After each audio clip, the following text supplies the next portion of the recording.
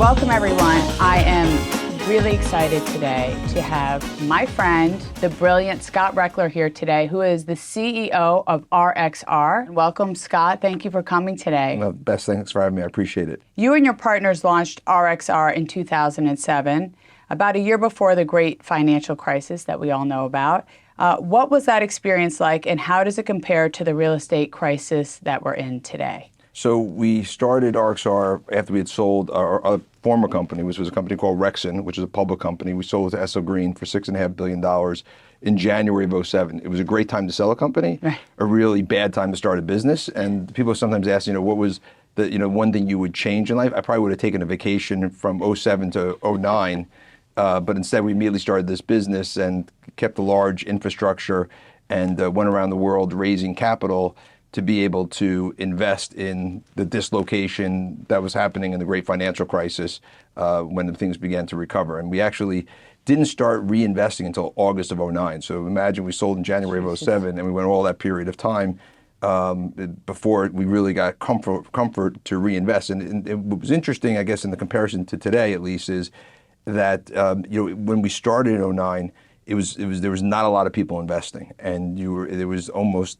a level of anxiety out there as to when are you going to pull the trigger. And I remember having a conversation with one of my partners about, listen, we've raised this money, we got to at some point pull the trigger. And the first building that we bought was leased to JP Morgan long term. And just to give you a sense of the time, we spent 3 weeks in the investment committee analyzing what happens if JP Morgan goes out of business. Now, it sounds ridiculous today. That's unbelievable, right? Yeah. But back then, that was the level of uncertainty. And so I think the one parallel right now is there's just this fog of uncertainty that's out there. And part of what we try to do as a firm is sort of drown out the noise of the market and try to focus in where we have conviction and invest where we have conviction. And when we started that in 2009, we went on to buy about $4.5 billion more of office buildings. And I would say through most of 10, we were pretty much one of a couple out there doing this. But I remember some of my nameless peers in the industry, like I'd got on a plane to fly to Washington, and someone would be on the plane, and someone would say, "Rechler, you're going to lose your shirt on that deal." So it's like, so when you're alone out there, you never know what the reaction is going to be, and so you got to sort of have the courage and conviction to keep going forward. You were a pioneer in that time, especially. We're taking a lot of risk in doing something, and now look at today, which is incredible what you've built. Right. Well, and I think that's part of the model that we've followed. And every year we write this very in-depth white paper where we spend the end of the prior year, the beginning of the year to say, okay, what's happening in the world?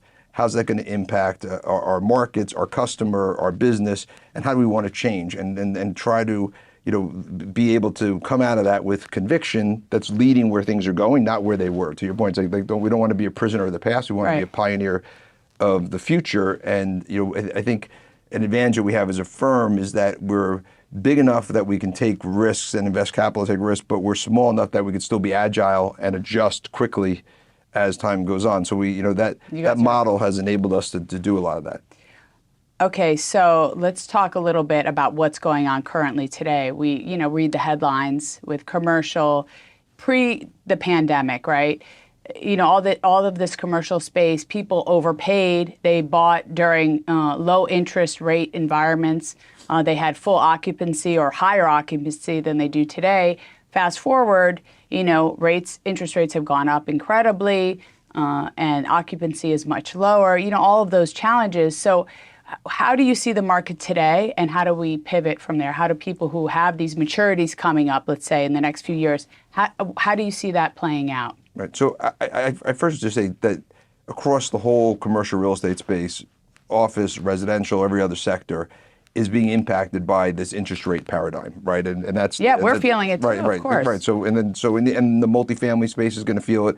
Everyone's going to feel it because you ended up capitalizing buildings and under one interest rate regime and one set of values, and now even when the short-term rates come down, we're going to have a higher level of longer-term rates, and so you're going to have to basically recapitalize and reset the values for this new paradigm. And that's very different than '08, which was sort of like we had this moment of distress there's this big injection of capital, and then values pop back up like a V shape. This Very is going to be different. much more like we're bouncing along the bottom, and a longer period of time that we have to, as loans mature, basis has to be reset. And you can't just think you're going to be kicking the can and wait for things to get better. You really have to reduce your basis in these buildings. You have to reduce your leverage, reduce your basis, and not every building's going to be as competitive, to your point. And I think that's where now, when you think about office, not only do you have this interest rate paradigm shift, Yeah. but you also have the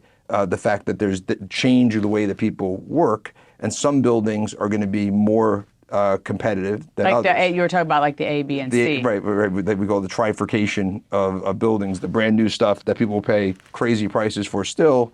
Then there's the B's and the C's that no one will pay anything for, and then there's everything in the middle where there's different gradations within that. And where we've done is we've gone and looked at our whole portfolio last year.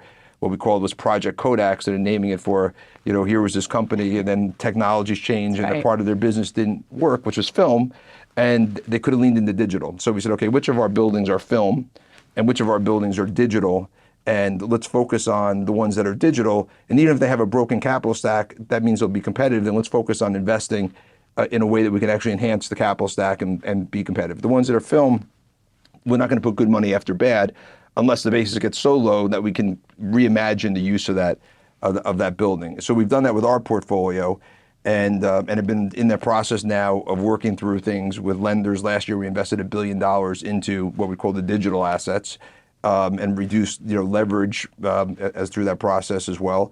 And then we're now doing that and through New York. We looked through the overall marketplace. Okay, which of these buildings now are digital that are good buildings with broken capital structures, and then working with from the banks to buy those loans, or working with the owners to help recapitalize their positions, or put good news money in where they need to put a tenant in place, or buying interests that the institutions own today that really just want to get off their books. So we're buying them at cents on the dollar to put us in the fulcrum position to then negotiate with lenders to enhance the capital structures. But that's your position, which you guys are being strategic in navigating this.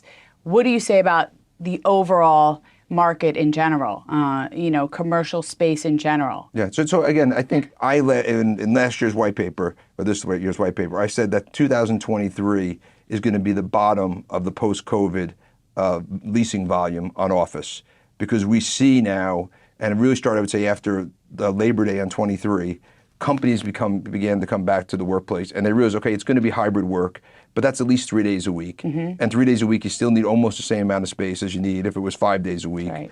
A lot of people are 4 days a week. A lot of people are 5 days a week. But the mindset shifted after Labor Day. And so as companies began to think about coming back to work, they said, okay, I got to be in the right building to create the right environment so that my employees have a reason to come back to work. So they come back to work to have opportunities to collaborate, to be engaged, to be in neighborhoods that they can go to good restaurants and feel energized and have access to public transportation to get there, and things of that nature. So that has taken some of that trifurcation I spoke about, and that the higher quality buildings right now are seeing a big uptick in leasing demand. I mean, we leased ourselves last year over 2.5 million square feet of space. That's longer term leases, not short term leases. Great. And in the first quarter, we have 1 million square feet of leases out in our portfolio in the first quarter, right? So, wow. so it shows you there's this uptick, and the level of activity we're seeing is an uptick. Now, we don't have pricing power and everything yet, although we do on some unique spaces where Sure.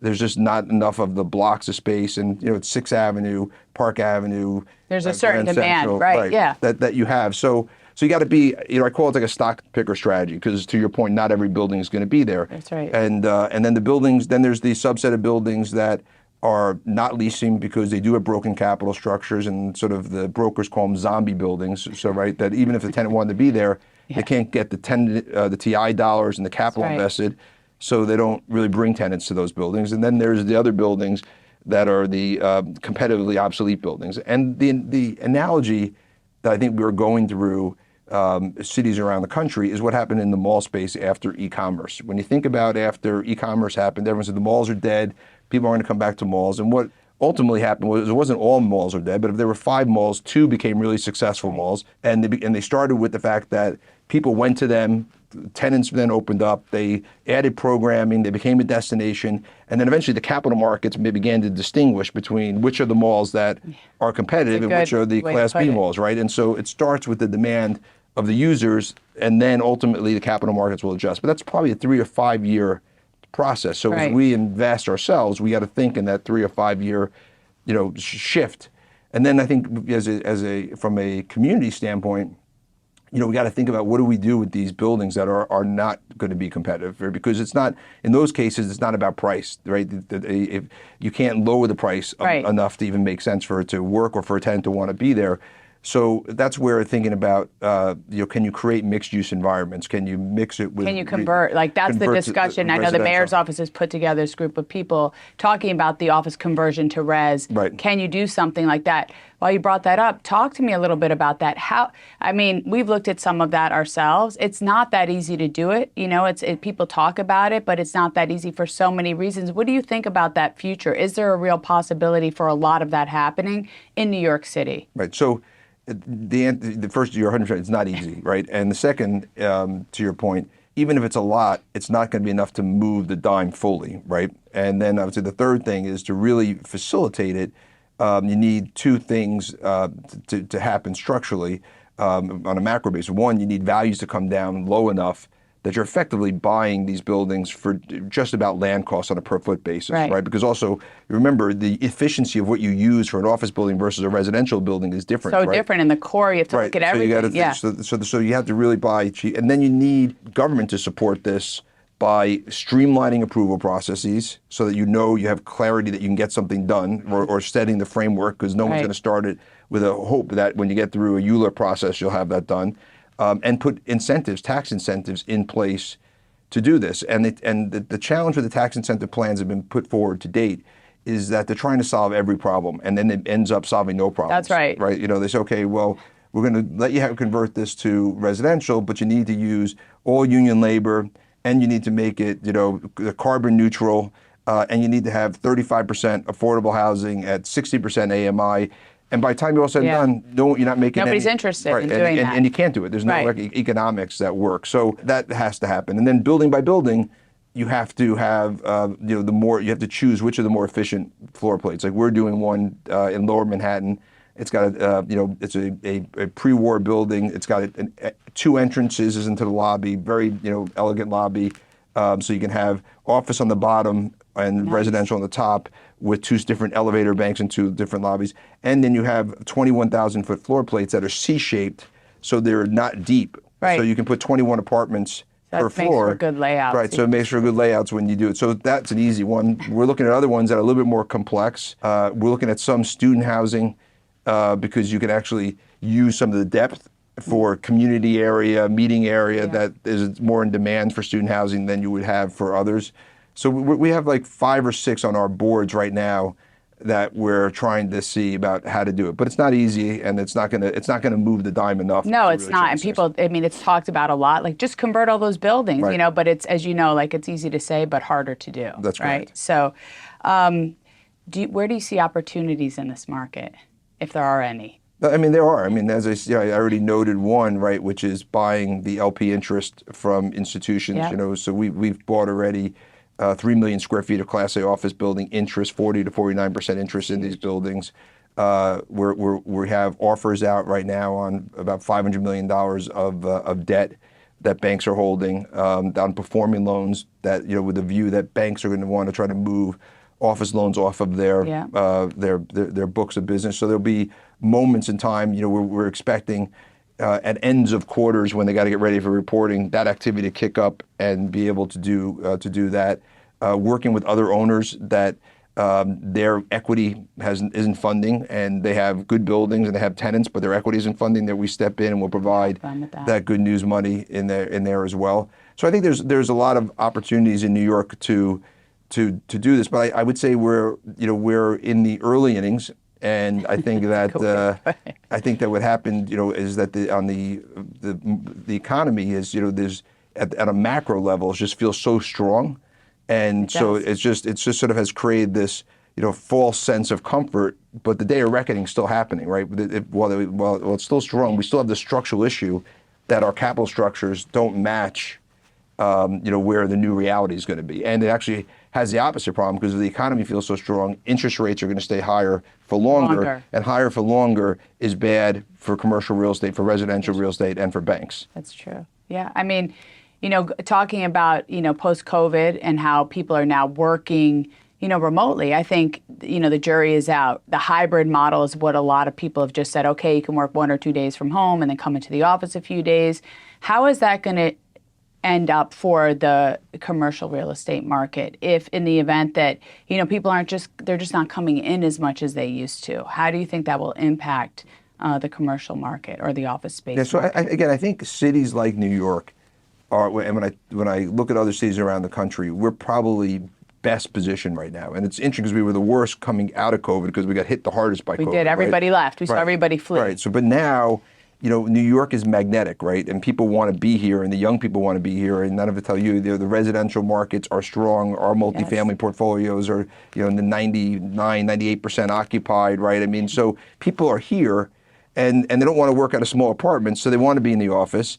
And people, if you're, young and you're upward mobility, you come to New York for economic opportunity, for career, for growth, from learning from people. That's right. They see the benefit of being together and collaborating. So I think New York is in a better position than others. And if you look at our office portfolio on Tuesday, Wednesdays, and Thursdays, we're back to where we were pre-COVID. That's fantastic. So those are the types of buildings where it makes sense, and you're seeing more momentum of that. Now Fridays, I don't know what happens with Fridays, and Mondays I think will start working themselves back into the mix as well.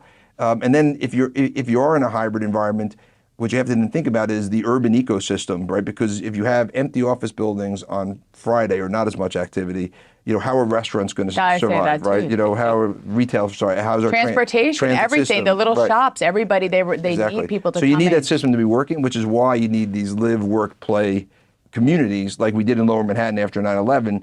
They got to be replicated in other nodes within New York City, right? And that's where that plays out. I do think, the other thing with the office, and again more broadly, maybe not so much in New York, but service office jobs, I worry about because AI has created a level of productivity, and I think there's going to be particularly back office type jobs that are going to be taken over by AI. And then once you're in the AI phase, even if you need people, it's probably offshored at that point, right? And so like you got to think about which office buildings would be ones that are more susceptible to that risk than not. If you have like in your firm upstairs, where you're kind enough to walk me through, right, where you have sort of free agents that you can't force into the office, that's also a harder thing. And you see that not only in residential real estate, but you see that also in insurance sales, right? It's another type of thing like that so you got to look at, there's certain sectors that are going to be less likely to come back. And so we're very focused on, which are the sectors that collaboration and being in the work environment together is more important, and innovation around that. So let me ask you, what is your personal opinion about people working from home? Because there's always this discussion that if you can do the job at home and you don't have to commute and you just work from home. And I always make the argument that there's something about culture, collaboration, coming together. In residential, we're in a relationship business. So you want to get together, you want to talk to, see how people are doing. What is your opinion about that? I mean, especially for younger people, younger generations, even though they can work from home, should they? Yeah, listen, I think I'll start by saying this. I'm not one of the some of my peers say it's a death knell, right? I think that the reality is the genie's out of the bottle, and when new technologies are created, it creates a better life-work balance if you can figure out how to use it. So you got to now manage that effectively. So I wouldn't say zero, right? Because I think at the end of the day, if you have family obligations, you have someone you got to take care of, the cable person's coming. It used to be you'd have to take off from work. Now you can work remotely and get that done, right? Or you can take care of your kids or your parents, whatever that is. So there is places where it makes sense, but there's no doubt that in terms of collaboration and particularly mentorship, right? And I mean, you don't learn your job by watching reading what you're doing, right? Or zooming it in. Right, or zooming it, but you got to see how you're communicating with someone, how you spend your day, how you had that interaction with someone. All of that. And so that is a big factor in the office. which is when you work from home, it's sort of like you got to Zoom someone or Team someone to figure out what's going on. I have an issue in the office. I walk around the office, talk to people. I solve 20 things, in one loop, right? While you're walking around. Right. And also there's something about human interaction in the sense that, you get to see each other. How are you doing? What's going on? Share French fries. Right. No, exactly. Which are my favorite. And then there's, to your point, the social side. We're all social animals, right? And I think this is one of the things of that, unfortunately, the generations that came out of college and were starting the workplace that hadn't had that, they didn't really make bonds like you typically do. Where do you meet people when you're, starting a career is in person, right? And then going out and having drinks and then engaging with people. So that, I think, is a big factor that that gets lost when you don't have that. And then the last piece I'll say is, what you saw, and it's already started to shift, right, was everyone became a free agent. Right, and that's why when people were saying, everyone can quit jobs and what they call the Great Resignation or something, right? Is that because you think about it, when you're working remotely, you don't change your desk, you don't change your commuting pattern, you don't change your computer, you just change your email address, and that's it. Yeah. Right, and you don't even say goodbye to your friends. Zero. Right. So it's very easy to say I'm leaving and going someplace else, which is obviously also not good for business. I agree. I just think it's, I especially think for younger generations, I get the idea of being able to work from home, but don't miss out on the opportunity because you learn so much by being with other people. And you need to learn how to shake hands, look people in the eye, deal with tough situations. You can't always hide behind a text and a screen. Right. And I sound like an old person. No. But I was going to say though, and I think because you make the point of younger generation, and I totally agree with you. And what I've seen that's been disappointing is really the middle management that's taking more advantage of the work from home. And I think they need to be accountable for recognizing that if they're not in the office, then the junior people don't feel the need to be in the office. If you're not showing up, why am I going to show up? Right. So I think that's and I hear that a lot from a lot of our clients that's one of their challenges. And that's why they mandate you got to be in the office. We do that for our employees. Like as soon as you could come back, we're like everybody has to be here. So it's important. We have a major affordability crisis here in New York because we have underbuilt and supply has yet to keep up with demand. Our housing stock here in the city has only increased 4% since 2010, while we've seen a 22% increase in jobs over the same period. I would start by saying I think we have a housing crisis around the country, right? Yeah. I mean, ever since the financial crisis, there's been an underbuilding, but obviously New York is more acute than any place else. And there's unfortunately not an easy answer, right? And I think it starts with a lack of leadership, elected official leadership, and I think community leadership as well, because on the elected official side is that they have to view this housing shortage as an absolute crisis. It's a crisis, just like when we talk about climate change and we talk about crime. Yep. If we don't have affordable housing, people are not going to be able to come to live in New York, can't afford to live here, and this self-reinforcing ecosystem that we created of having people live here, talent here, companies come here, that drives the economic prosperity that we have, isn't going to be here anymore. And so the first thing I would say is I think we just need to build, right? We just need to build every level of type of housing and not just say we're just focusing on the regulated, affordable housing, because the more supply there is in the market, then more supply puts pressure where then there's not enough demand to fulfill it, and then rents come down, right? So if you could build more, generally rents will come down. Yeah. And then then I would say on the more affordably priced housing that it's driven by regulation to get there. There I think we need new models. Obviously, 421A is something that's become it feels like it's a dirty word. But it goes back to what we were talking about earlier. Is they're layering on so many different elements to it that I don't think even if they pass 421A with the labor requirements that they're putting in and the affordability requirements that they're putting in, that we're actually going to have projects that can ultimately be built. And then it's pencils down. Right. People aren't doing anything. Then people aren't doing anything, right? So that's an issue that has to be how do we solve that? Dealt with. We need more leadership and courage to push back on that, right? Yeah. And we can't have. And part of our part, so I was going to say on the community part, it's twofold, and civic part, right? One is that even when we start having things go the right way, the NIMBY, the not in my backyard, gets in the way, NIMBYism, right? They say, I don't want to see that density. It's going to reduce my property taxes. It's going to put more burden on my school versus thinking holistically. So there needs to be a recognition that we're all in this together, and if we don't build housing, then there's going to be a problem on that front as well. And then I would say from a corporate standpoint, like we all need to be more creative about how we're thinking about housing, right? I think and we can work with leadership to we need to build smaller units, right? Which if you look at other parts of the country, that's what they do, right? They build smaller around the world. They build smaller units, so it's more affordable on a per unit basis. I think we have to think regionally. Like I think we can't just think about New York City. I think we have to think about the New York metro region and build more housing that's connected to transit back so that workforce can be here, but it costs less to live 30 minutes outside of New York City, but we have great transit systems, so they can use it and get back and forth on that side.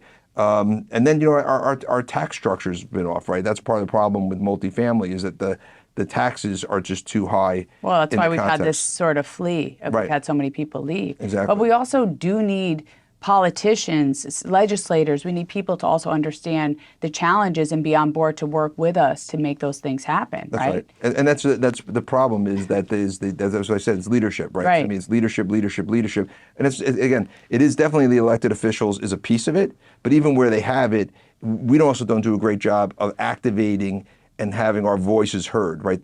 With the voices that are heard are the advocates for labor, the advocates for not in my backyard, the advocates for just the affordable side versus everything. And so, we need to be more engaged in being an advocacy, as civic and business leaders, so that our voices are heard. And unfortunately, since the great financial crisis, real estate and investment banking are sort of taboo. We're the bad guys. Right, we're the bad guys. They're the bad guys. I mean, I remember once going up to Albany during one of these debates right around this time of year when I was there, and Bill Rudin and I were asked to come speak to some the high-level people go unnamed, and they scheduled the meeting at 5:30. And Bill and I go up there, and I remember walking with him, and I'm like, Bill, there's no one here. Why would they schedule me at 5:30? And I realized they didn't want to be seen walking into their offices. Yeah. Right? Of course, because it's like it is taboo. And so that's a problem, right? When you deal with complex problems like this, you need people that have different perspectives and can trust each other to find ways to bridge the divide, right? Instead, we're just building walls, not bridges. No, not solution oriented. I mean, I think Rebney and the Board of Governors and Jim Whalen, I think that group and all those real estate people try to have good conversations to make progress, but it seems really difficult to get anywhere. Right, and that's why, and I know Rebney's tried this, you need to have a broader coalition, right? Because Rebney is perceived as the bad guy at your point, right? And so the broadening it out more, which again, they've been trying to do, is going to be a key to ultimately getting this done.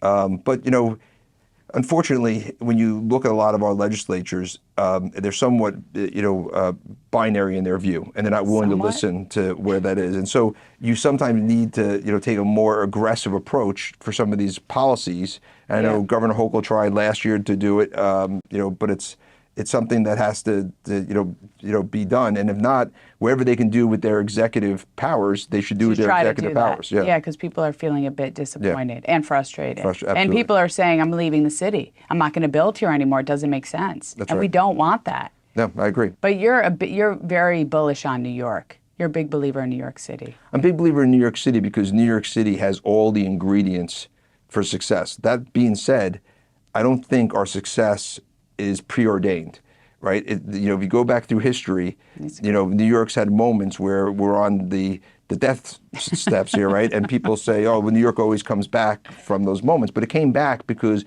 we had leaders in place that guided us through those things, whether it was in the early 70s and you had, Bill Rudin and the others Bill's father and the others doing that, Lou Rudin at the time, or, Mike Bloomberg coming out of the 9/11, right? So it takes people and, both the elected officials, the business people, the civic people to come together and lead us through those moments. But I think we as a city, that one risk we have is that we've gotten a little complacent and comfortable to say, well, don't worry, we always come back, and the answer is we don't always come back. No, it could take a long time.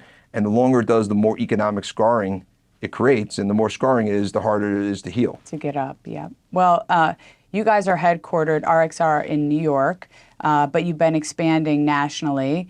What markets have you targeted, and what kind of product have you been building? So, when we began to think about expanding out of New York, we said, okay, what are part of our experiences, our expertise, our insights would enable us to differentiate going to these other markets? And where we determined was that really what we've understood in New York is the talent pool that lives here, right? This knowledge worker and the urban ecosystem that they like to live and work and play in markets like New York. And we said, okay, there's this, as we spoke to our clients, you heard that they weren't just going to concentrate all of their offices in one location. They were thinking more nationally in a more distributed work model. And so we went and we said, let's create a theme we called EDS, MEDS, and Well-Eds. And let's look at parts of the country that have good education systems, good healthcare systems, which tend to be a proxy to attract talent. Yep. And then leadership that's investing in infrastructure, in quality of life, in affordability, in economic opportunity, in job training, so that you'd have sustainable inflow of demand. And so we've expanded to places like Phoenix, Denver, Dallas, Raleigh, North Carolina, Tampa, Florida, South Carolina, and we began each of these markets on the multifamily side, and investing by transportation and new investing in quality of life areas, and now have leaned into credit in those markets as well. So we're doing construction loans and other financing in those markets. And we've also looked at logistics in those markets, but we'll expand our suite of products. Wow. So as once we land, we'll continue to expand in those different markets. But I will say I've been surprised at how adaptable our skill set from New York has been in these other markets, how business friendly these other markets are. Easier, much easier, right? Much easier. Because it feels like if you have your sea legs from New York, it's like you can do anything anywhere. Right, and it's like like Frank Sinatra said. Yeah, if you make it here, you make it anywhere. Yeah. I'll tell you, we had a funny situation. We bought there was a piece of land in North Carolina that was defaulted on, and 1,100 acres, great spot right by the Research Triangle, and it was being passed up because it didn't have any sewer system connection. And so we signed a contract to buy the land, fly down to North Carolina. There's like 6 of us, and one of our guys who's in charge of our big mixed-use developments used to be in the karting business, so he's got the big Italian accent. and we go in and we meet with the mayor, who's a great guy, but just really Southern and proper. And we go through, and we're going through, here's what we do, and this is how we do it, and we work and we build communities. And the guy, Joe Graziosi, who's the guy who does this thing, he's talking like this, Mr. Mayor. And we get done, and the mayor says, okay, I really like what you say. I'm going to want to help you. He said, but you got to do me one favor, Joe. And Joe says, anything, Mr. Mayor. You tell me anything you want to do, I'll do it for you. He says, forget about it. And forget about it, Mr. Mayor. I'm here, whatever you need. And so it's like, but so they like the taste of New York, the character of New York, right? Course. But like in 1 year, we're on our way to building, 4,000 units of homes. Forget about it, yeah. So you're able to bring that, creativity. Well, because New York is very sophisticated. What's here is sophisticated. So I think people want to be a part of it. And whatever you built here, that model, I would think in other places would be a little bit easier, as you said. That's right.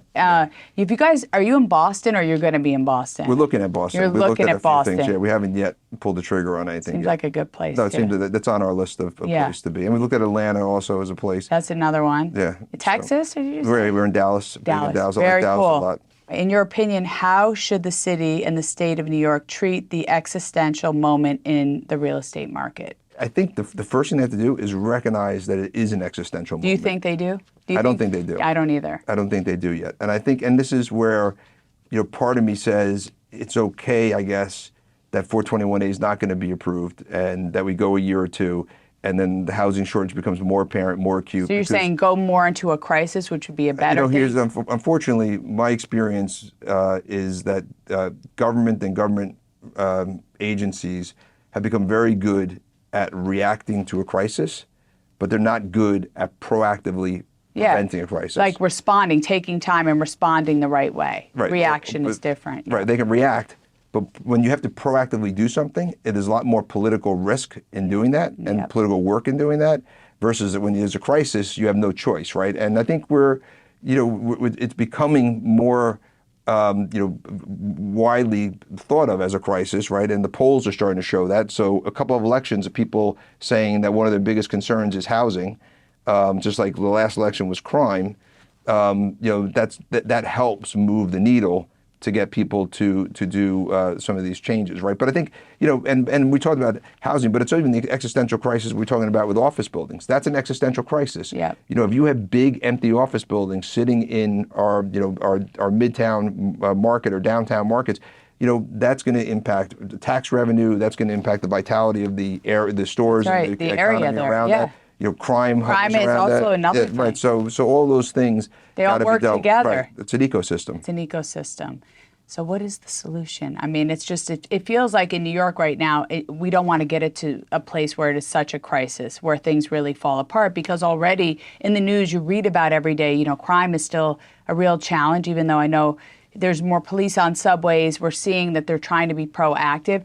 But in the media, everything is amplified. Right. And so I think we really have to pay attention to what's going on. We don't want it to get to that place. That's it right. hurts everybody. No, right. And I think crime in particular is a good example of that, because it does, and listen, at the end of the day, anytime there's a crime, particularly if it's something that hits home, right, that's a challenge. Like you saw that officer in Queens who was right. shot. Right. I mean, even this morning, I got a text from one of my team members that was coming in from Brooklyn on the subway and was being accosted by a homeless person and had to jump off the subway. I mean, it becomes, that's a problem, right? But the good news is, if you look at least at the statistics, the crime rates are coming down. I think the mayor and the governor are really putting more police there.